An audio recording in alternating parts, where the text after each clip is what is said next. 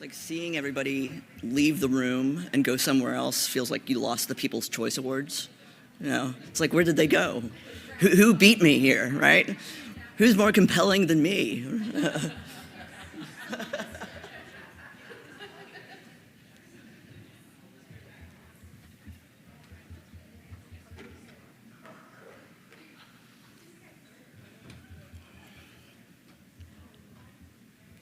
give it a couple more seconds here.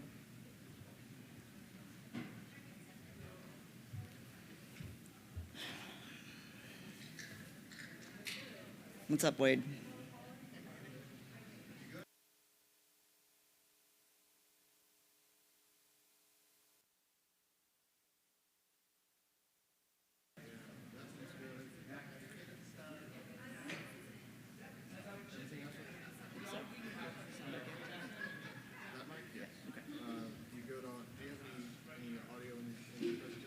No. Yep, it's all me. All right. All right, well, I think we should go ahead and get started. Everybody hear me okay? Awesome. All right. So my name is Mandy Ralston, and I am the founder and CEO of Non-Binary Solutions. I have been practicing in this space since 1999. I have founded 2 clinics for ABA therapy. First in 99 to 2003, I had behavioral intervention for autistic children. So that dates us a little bit, just based on the fact that 20 years ago we were saying autistic children, right? So it was BIFAC. And then in 2007, I founded Verbal Behavior Consulting in nod to my mentor, Dr. Vincent Carbone. And I sold that in 2019 to the 4th largest ABA group in the country at the time. And so now I am making clinical decision software. So after founding 2 ABA clinics in the past 2 decades, I am now making the decision support software for autism outcomes. In contrast to organically growing my small business, I am now building a tech startup, which entails copious amounts of pitching and talking and demoing to a pretty homogeneous group of people. People ask me why I named my company Non-Binary Solutions. And certain demographics especially like to point out that the name doesn't explain what my company does. Why did you name it non-binary? To which I usually reply, what's a Google? There are 3 early reasons that I named my company Non-Binary Solutions, but we'll come back to that. First, let's make some definitions for some things. What is binary thinking? Binary thinking, by definition, is the position or framework that there are 2 sides to some issue and you can only pick one. Also known as dichotomous thinking, this way of thinking becomes simple for us to move through complex ideas and situations. The gray area, however, in the middle of these complex issues is often ignored or unnoticed. Binary thinking helps us to feel a sense of certainty. The uncertainty of complexity can be scary and anxiety-provoking, so it's no wonder that people fall into binary thinking, especially during uncertain times like what we're currently experiencing. If you're familiar with the paradox of choice, or not, you might recognize it when you just need some freaking deodorant and there's 117 options right there in front of you in the aisle. Extrapolate that to our everyday decisions, and you're gonna be a little bit anxious. The world's complexity can be overwhelming to think about, especially when thinking about the global pandemic, social unrest, and climate change.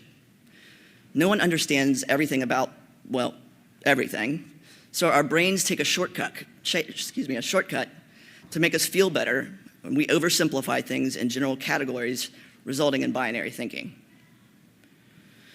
Here's a list of binaries: good, bad, male, female, man, woman, black, white, Republican, Democrat, citizen, foreigner, autistic, neurotypical, pro-life, pro-choice, cat, dog, gay, straight, reinforcement, punishment, APBA or APBA, fat, thin, day, night, addict, sober, DC, Marvel. I bring this one up because my nephew recently put me on the spot and said, "Are you a DC or a Marvel kind of person?" I didn't know what to say. Professional or unprofessional, rich, poor, success, failure, healthy, unhealthy, east, west, poly, mono, open, closed, in, out, old, young. How did these make you feel? Anxious? Angry? Confused? Isolated? Proud? Superior? Ashamed? Guilty? Does anybody else think of any other binaries that I didn't list up here? Things that pop into your mind, you think, oh geez, there's a binary I've been operating in for a long time. White person of color, right? Yes? Say it again. Happy or sad, right? Depressed or not depressed. Anxious or not anxious, right? All those things are binaries. Even just this week, standing outside in front of the hotel, I saw this sign and my brain went, is that Amanda or Tact? And then after I shared this with Linda and Tyra, we came to the conclusion, why not both, right? Hashtag, it's not binary. There you go. So categories, well, binaries create categorical thinking, and categories move us towards certainty, but away from clarity. There's another quote by Mark Twain that says, it ain't what you know that gets you into trouble, it's what you think you know for sure that just ain't so. Binaries. These things are rooted in childhood. Our focus begins there. Remember when you were little and everything was a cat? Until you learned to discriminate between cat and dog. So literally, when you first learned the word cat or whatever your first animal was, the cow was a cat. The dog was a cat. Everything was cat. And then you learned to discriminate between cat and dog, and things became binary. And so those things look like cats, and those things look like dogs. Later on in our schooling, it even further embeds this idea of only having one right answer, right? True or false, multiple choice. There is only one right answer. And we even teach this to our clients in early intervention with ABA, sorting, matching, RFFCs, interverbals, tax. One of the biggest questions I've learned to ask in binary presentations is, who benefits from this forced choice? Who benefits? That's Latin, cui bono. Who stands to gain from creating a division? I myself have used the behavioral technique of a forced choice to shape the behavior of my clients. Somebody that doesn't want to come to the dinner table, instead of saying, come sit, I might say, do you want to sit in the red or the blue chair? Right? It creates a motivation. So it's not always a bad thing. Hashtag, even binaries are not binary. But look what has happened to our societies with the adoption of the internet and social media. Manufactured outrage has falsified righteous outrage at things that are basically unimportant and meaningless, frequently employed by politicians, political activists, and the media. And I see it impacting our field as well. Is anyone here in the room sometimes afraid to speak on a topic for fear they will be wrong, or even more, canceled? Right? I am. I have been very anxious about even attempt to speak on this particular matter for that exact fear. But herein lies my point. You cannot know everything that every person knows, which is why behaving with humility is so important. Behaving, not just in our practice or on the internet, but in general. If you think that there's any way to be part of a field like psychology and presume that what you do, practice, and believe today will still be correct or even acceptable in 20, make that 10, make that 5 years, you are in for a rough look back on your life. I grew up blocks away from the Weston State Mental Hospital, a place where unspeakable things occurred in the name of science, medicine, psychology, and yes, care. The institution planted a seed of curiosity about the field of psychology for me, and today the empty architectural relic remains a constant reminder of the cultural and professional humility. I don't claim that I have always gotten any of these sentiments consistently correct, but as a recovering Christian, I have extrapolated the idea is to always come back and try for such things, even in the face of human missteps. Like those professionals at the Weston Hospital, and certainly those that came before me in the fields of psychology and behavior analysis, I came to do good. My work drives me to help people, and I do so with the full benefit of learning from the successes and even more so from the failures of my predecessors. You all do too. There has been a large amount of discourse on the internet about ABA therapy, Autism Speaks, autism awareness versus acceptance, versus. And a lot of that criticism and even ire is justified. But a lot of the criticism comes from a group that is able to advocate for themselves. It is no wonder for a group that already identifies as having difficulty with theory of other mind that they might have polarizing and self-centric views. And I am here to say simply, it's not binary. Every year for many years now, when April comes around, I have posted support people with autism in whatever way they choose. The false dichotomy of red instead over lighted up blue is a binary. And for one group or individual to attempt to speak for the entirety of a group because they share some characteristic is a binary attitude. And binaries do not apply on a spectrum. Look what has happened to the rate of autism. Here we see the rate steadily rising, and for years people have asked me, what's up with the rate of autism? Decades ago it was, is it the vaccines, the food, is it genetics? We've had conspiracy theories, flat out lies, false claims, but look at this graph. It's no one thing. It is a multitude of factors. The collision of changes in the DSM criteria, the dawn and adoption of the internet, the resulting campaign of autism awareness and autism support, the inception and spread of insurance mandates, and the growth in the ABA workforce all created a flywheel of growth to the diagnosis, the service recipients, and the service providers. That's not all that's going on here. There's also increased and earlier diagnosis thanks to the availability of services and coverage, and the reduction of the stigma once associated with an early childhood diagnosis of autism. That helped motivate physicians' awareness as well. There are also legitimate changes in the medical understanding of autism and neurodiversity. And indeed, there is just more autism. I highlight these areas to help constituents of autism understand how we've arrived at this space and that the growth calls for new solutions because how we got here is not binary and how we must evolve is not binary. It is supposed to be a tenet of our science that we employ philosophic doubt. We must constantly be questionable or skeptical of treatments, experiments, etc. But I find that this anxiety-driven need to quickly pile on regarding certain movements is just as pernicious in our field as it is in society in general.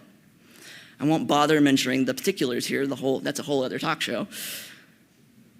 But while we all hold an opinion on almost everything, how many of us has actually done the work required to have that opinion?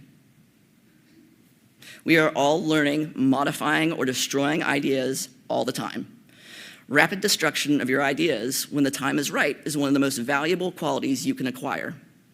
You must force yourself to consider arguments on the other side.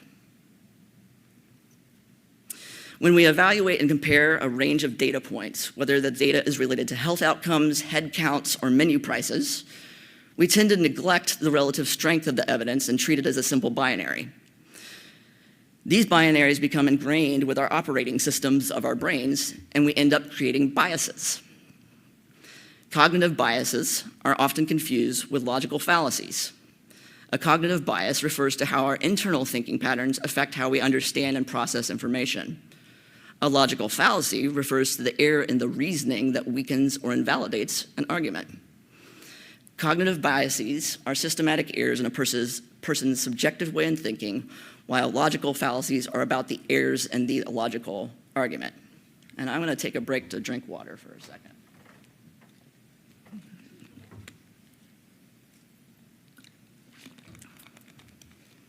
All right, so here's a list of types of bias.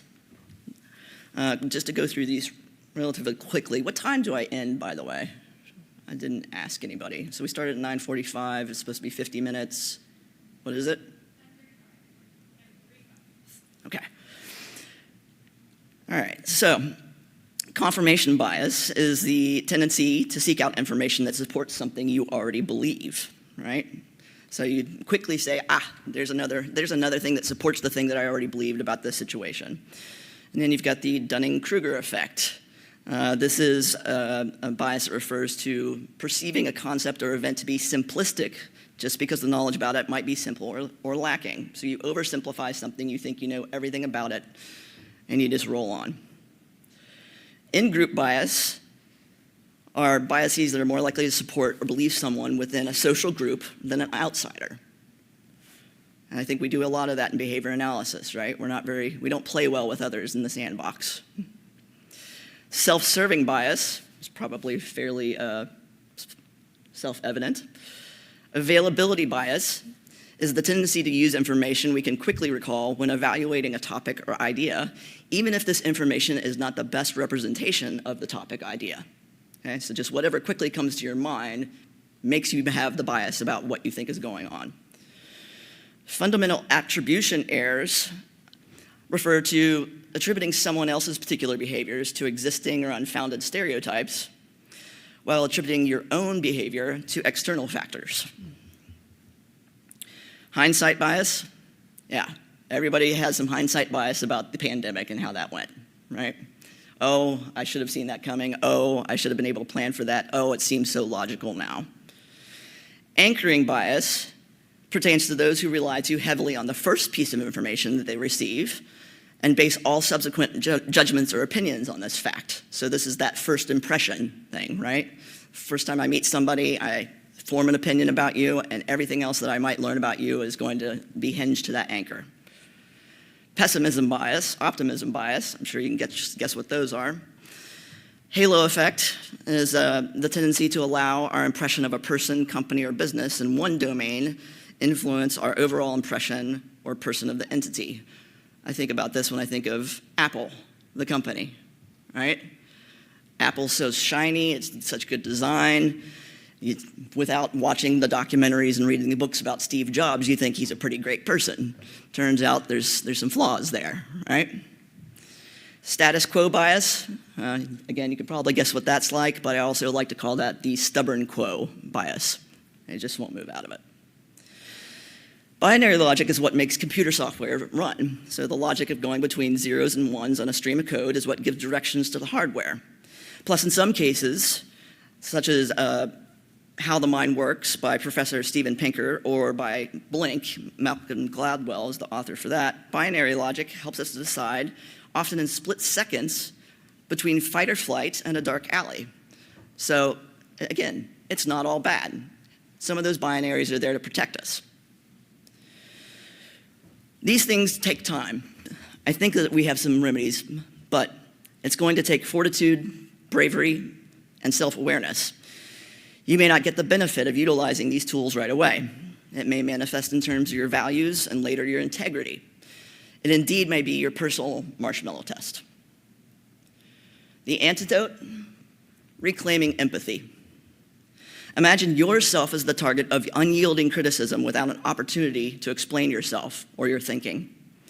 Try to put yourself in the shoes of your clients and their families and their schools and workplaces, and in the shoes of your RBTs and interns and supervisors and CEOs, and in the shoes of the funders, because all of these entities have the well-being of the client done in the most cost-efficient and least restrictive manner in their best interest. It's not binary. Instead of weaponizing the ethics code against each other, can we reclaim empathy as an antidote to adversarial positioning? Can we ensure that we think before we share? Can we educate each other? Can we treat others with compassion, dignity, and respect, even when their position is at odds with ours? Another tactic for avoiding dichotomous thinking. Have you ever heard the story about the Zen master and the little boy? It goes something like this. The boy's father brought him a horse for his 14th birthday, and everybody in the village said, "Isn't that wonderful? The boy got a horse." And the Zen master said, "We'll see." And a couple of years later, when the boy fell off of his horse, badly breaking his leg, and everyone in the village said, "How awful. He won't be able to walk properly." And then the Zen master said, "We'll see." And then a war broke out, and all the young men had to go to fight. But this young man couldn't because his leg was still messed up, and everyone said, "How wonderful." And the Zen master said, we'll see. Change will always bring about consequences, both intended and unintended. So consider this as you select treatments and interventions for your clients. For the past several years, starting with the decline in my father's health with a disease called multiple system atrophy, the end of my 10-year relationship, and several other delights, I adopted this phrase when anybody said, "How are you?" It's taken a while to catch on, but the response to this reply has really resonated with people in all sorts of situations, especially since the pandemic. I like that. I'm going to start using that, they say. Why? Because it's honest, and it's non-binary. It's a skillful tact without creating an MO for a man for information. Ever read the room when somebody quickly answers, "Not so good," when asked in a formal meeting? "How are you?" It requires a follow-up question. Nobody wants that. Things that are okay to say. I don't know. I don't have enough information on that right now. I need to do more research before I weigh in on this. I need more data. How strong is this data? Where did this data and information come from? There are thousands of wrong answers. I don't know is not one of them. I came across this book by Bob Johansen in my research for this talk. Think of the best leaders you've ever had, the people that inspired you most. How did those leaders categorize themselves? How did they categorize you and others? My guess is that your best leaders didn't categorize others mindlessly. They made you feel recognized and empowered and not stereotyped. They used appropriate categories to define your strengths and highlight your contributions rather than pigeonhole you or degrade your efforts. They didn't box you in or categorize you as something that you are not. They saw the full amplitude of your potential. My guess is that your best leaders were clear about the future, but rarely spoke in certainties. Full spectrum thinking fosters empathy. Mindless categorization fosters contempt. Categories make it easy to write off others with labels like immigrant, black, white, millennial, gay, Jew, Muslim, old. Choosing an identity for yourself is one thing, but being labeled by others is quite another. And the way you say it can be just as important as what you say. Be more mantis shrimp. Humans can process 3 channels of color: red, green, and blue, while the mantis shrimp perceives the world through 12 channels of color. They can also detect UV rays and polarized light, aspects of light that humans can't access with the naked eye. Be not just full spectrum thinking, but super spectrum. And if you're into mildly dark humor and haven't seen it yet, please check out The Oatmeal and their little cartoon about the mantis shrimp. It's excellent. So Bob Johansen provides a list of ways to move forward toward full spectrum thinking and not binary thinking. However, I did find it ironic that they presented as a binary. That's a different talk show. But I do recommend this text as it does give sort of breakdowns into rather this, try that, for both individuals, also for organizations,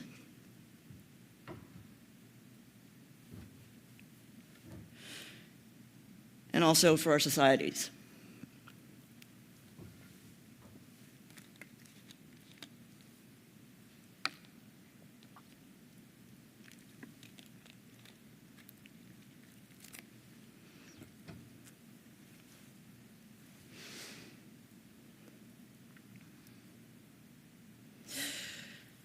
A couple of quotes that I found by Richard Feynman. I learned very early the difference between knowing the name of something and knowing something. And the first principle is that you must not fool yourself, and you are the easiest person to fool. The first one sounds familiar to me. In behavior analysis, we say that a word is only functional if you can use it across all verbal operands. Fluency as a concept. And the second, really ask yourself, am I competent or just confident before employing a new technology with a client? So back to that original question. 3 reasons why I named my technology firm Non-Binary Solutions. First, because the software that we're making doesn't give you black and white answers to treatment decisions. It guides you through things to consider and think about given the most recent data and literature available right at your fingertips without having to leave your page to search the internet. Although the algorithms are built with ones and zeros, the recommendations are not, because human solutions are not binary. It's not as simple as yes and no. Sometimes it's yes and sometimes it's no but.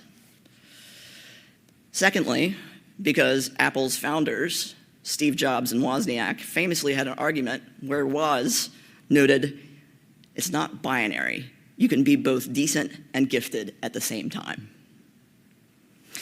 And finally, and most importantly, to help spread the word and support people, I often now get to say in groups of people who don't look like or identify like me, raise your hand if you know someone that is impacted by autism. Right? I did this recently at a pitch competition for venture capital. And I knew when I asked that question that over half of that room was going to raise their hand based on statistics, right?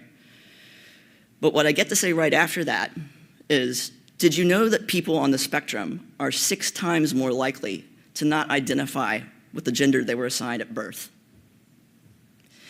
With all of this hateful legislation going on, correlating these facts with a group of people with heterogeneous histories, biases, and their own motivations helps create a common space where there is not a binary.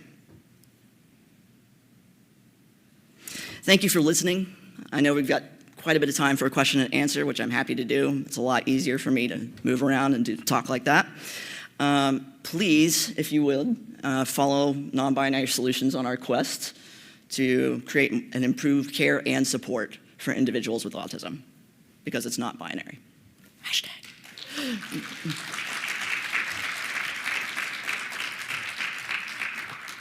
All right, thoughts, dedications, requests. Tell us more about your tech product. Tell us more about your tech product. Okay, so yeah, the idea is to take 25 years of practitioner experience and translate it into a technology that does not make decisions for you, but rather guides you through how to think about all the information that you need to be thinking about in order to make those treatment decisions. So it's not a decision tree, because trees drive you to a single point, which is why it's hashtag not binary, right? So it's not driving you to one end decision, yes or no.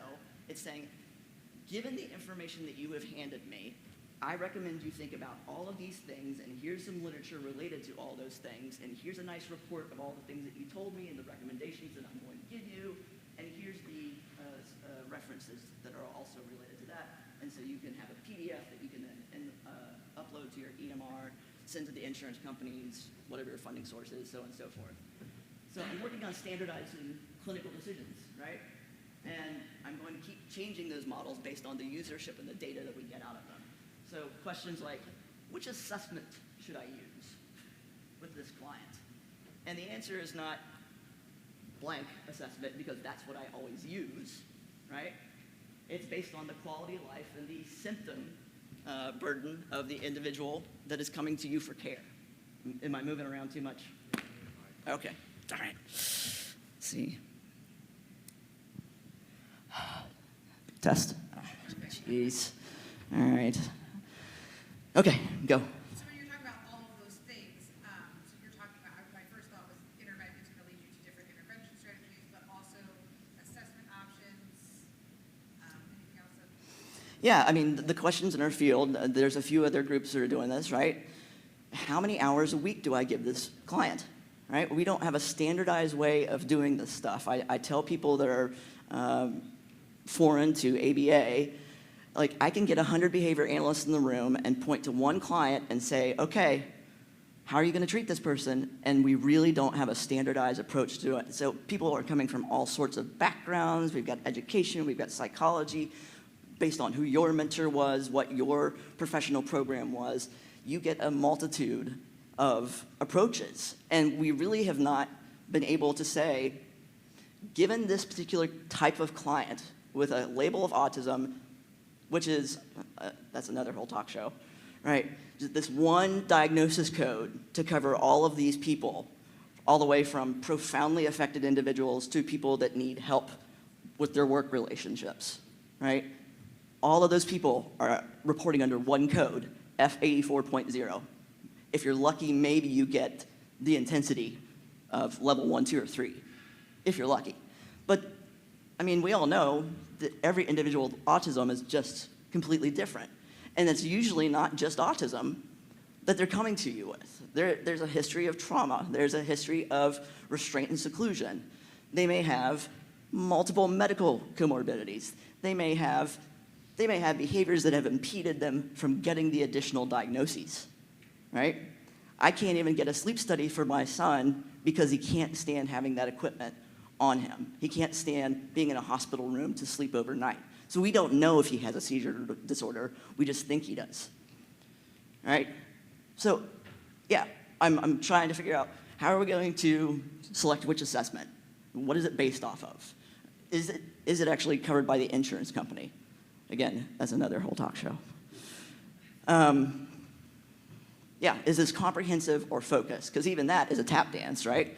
Well, it's comprehensive, it's a 25 and up, unless it's this. And sometimes it's focused unless it's this, right? It's not linear, and that makes it difficult. And so it's no wonder that we're having a problem, an existential crisis in the field of reporting on our outcomes, because none of this is standardized. And I'm not telling you I have the answers. I'm just going to get started on my thesis on how we might be able to solve some of this. And I'm going to look at my data and find out where I'm wrong, and I'm going to change my behavior. I'm going to change the models, right? What else? I need to drink water. Yes?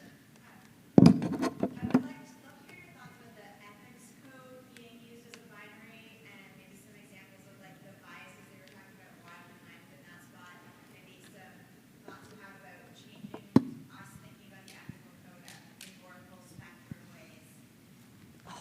I'm going to do this to you. Can you come up this way and repeat that? Because not only did I not catch all of it, I'm hard of hearing, but... Oh, for the live folks. Thinking about your brief mention of the ethical code, and how do you think we got to a place where we're using it in a really binary way? What are some of the biases that you talked about that you think have contributed to that, and how can we move to more full spectrum thinking about the ethical code, both how we talk about it to other professions, parents, and amongst ourselves? Excellent question. I don't know. I think we're finished. No, I'm joking. Yeah, so why do I think we got here? Again, the nature of social media really wants you to pick a side, right? And I think the anxiety of, I don't want to be on the wrong side of history here, makes you pile on to some issue. And I think that we are thoughtful and compassionate people as providers, as a field. And if you went to a liberal arts college like me, you probably overthink things, right? So you get into this rabbit hole, echo chamber in your head about, oh, well, that looks like an ethical violation. And if I don't report the ethical violation, then I'm in violation of my own ethical code. So I probably should report it, right? You ever do this? So I think that's sort of how that organically got started. And you know, what the social media companies and the big data companies understand is that adversarial positions, being angry, negative emotions, drive more clicks, right? They don't want you to do all this stuff for feel-goods. They want to keep you engaged by creating fires, right? So I think it is because of the nature of social media. I think it's because we were all very anxious for a long time in the pandemic. We didn't actually see each other as people face to face. We didn't stop to question, what are they actually saying there and why? What is the context for why they did this? We just feel like this is something that I can do. This is a response that will get me a little shot of dopamine, right? I think that's kind of what happened. Go ahead.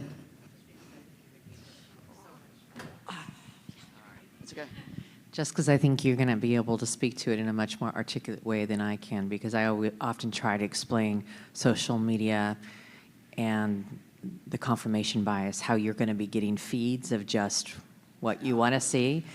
So could you speak to the algorithm? I'm not an algorithm, wizard or anything, but yeah, I mean, again, because what the internet is designed for you to do is to stay engaged. Your attention is now the commodity, right? Your attention is the commodity on social media. You continuing to engage and scroll and click is what they need because it's based on ad revenue and your data. What interests you, what keeps you engaged, right? So every time you click on something, it is taking you through an algorithm that says, okay, make more of that. Based on how you're behaving, we think you might also like this, right? So they start to serve up new things for you. And guess what? They know about behavioral economics, right? They know about schedules of reinforcement. So it's not every time that you get onto the internet is it that you're going to see something that's going to really tick you off and get you engaged. It's a variable ratio schedule of reinforcement. Behold, we're all Skinnerettes, right? So lever press, lever press, lever press. Is that good? Okay. What else? Yeah. I love it. No, you're coming to me. I can get to whoever has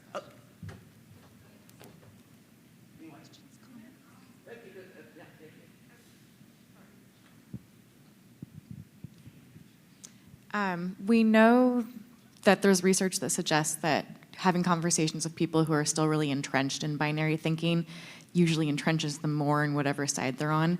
Do you have any thoughts or suggestions on how to have conversations with people who are struggling to move to more full spectrum thinking? Thank you. I really got to say, I'm living out my best Sally Jesse Raphael moments here. Thank you. Yeah. How to have conversations with people that have a binary attitude and not get more dug in with that attitude. My personal approach to it is humor. Honest to God, it's the disarming of the binary, of the we're not so different. I was on a call recently with an investor and a coach and an advisor, and he said, well, Mandy, I like the hair that you did have after and I cracked up.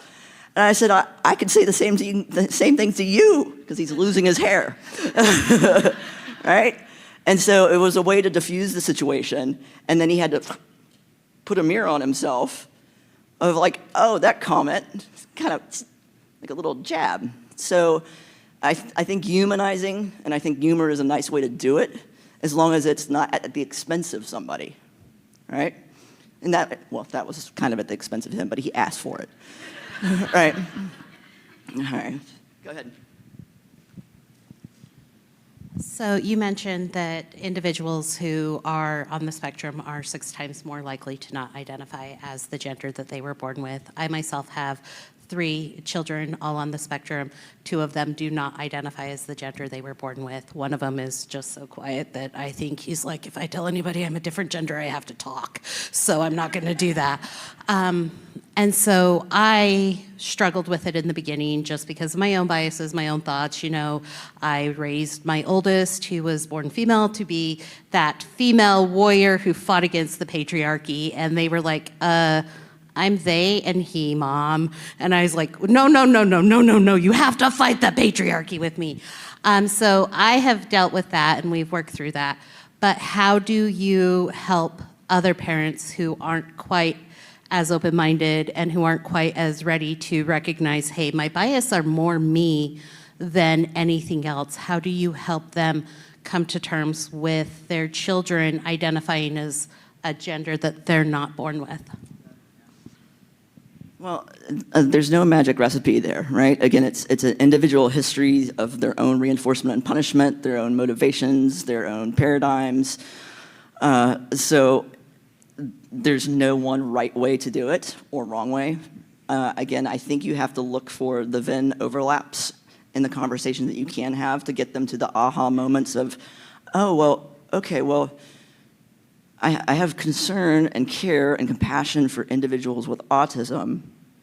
If there also a Venn overlap with individuals with autism who might also present differently in their gender, that's not a binary. I can't care for this person and not care for this person if it's the same person, right? So drawing the lines for them so that they can see. I think religion as a paradigm, which whatever religion you came from, that's why, Utah. Yes. Yeah, no, I've got a really good friend that talked about growing up in the Mormon church and being homosexual and having to wrap his head around his belief and his faith and then not feeling like a bad person at the same time. And yeah, so as a recovering Christian, I identify with how that takes some time to untangle. And I think it's just continuing to have conversations and be compassionate and empathetic with the person that is trying to do the work, because the box is only this big until you step out of the box. Right? Who else? Have I successfully talked our way out of this? Let's see. Just another one back. You're my favorite question. I'll take up all your time. A free consultation, yeah. So I'm going to give you a binary that I'd love to get your thoughts on, and then also maybe how the programming and the software stuff that you're developing kind of fits into that. Evidence-based versus not evidence-based.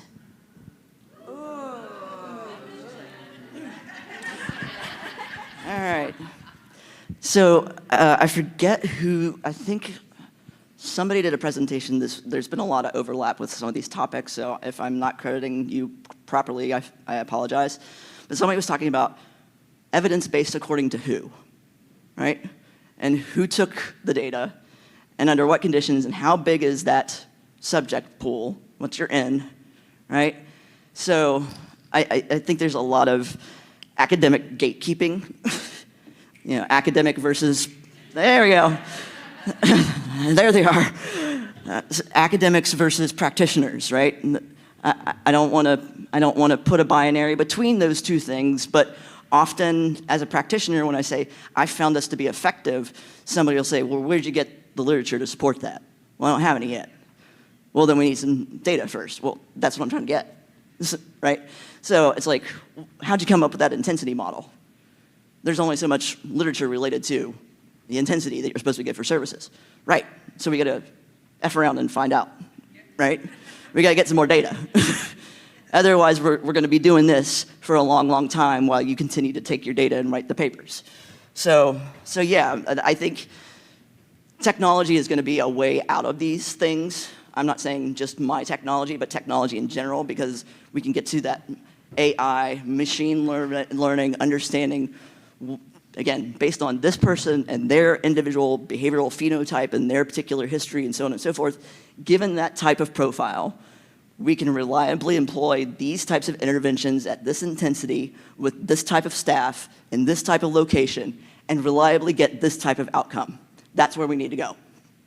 So it's not just person with autism, 40 hours a week to the ABLEs so that we can have them a regular education classroom. Those days are gone.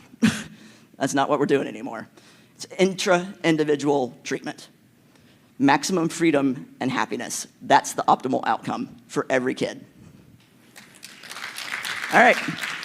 That sounds like the end of my TED Talk. Thank you. Thank you all, really. I appreciate it.